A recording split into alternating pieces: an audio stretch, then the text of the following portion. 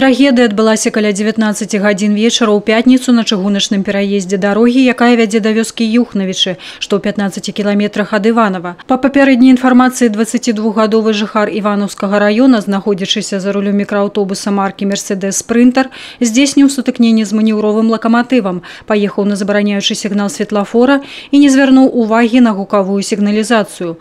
У салоне легкавушкі знаходзіліся 6 чалавек.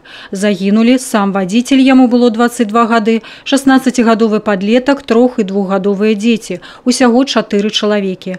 З цяжкімі траўмамі ў бальніцу дастаўлены 16-гадовы юнак і 4-гадовая дзяўчынка.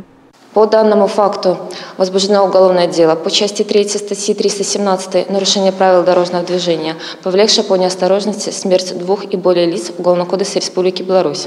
Со слов очевидца, ДТП произошло на запрещающий сигнал светофора, при этом автомобиль двигался на значительной скорости, а машинист тепловоза подавал звуковые сигналы. Согласно предварительным сведениям, легковой автомобиль направлялся к станции Юхновича, куда водитель подвозил 15-летнего соседа на поезд.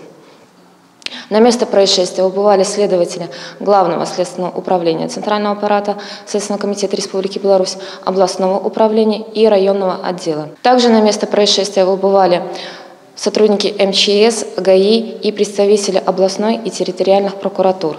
Для выяснения всех обстоятельств произошедшего проведен осмотр с привлечением специалистов Государственного комитета судебных экспертиз, изъят ряд вещественных доказательств, назначен комплекс судебных экспертиз.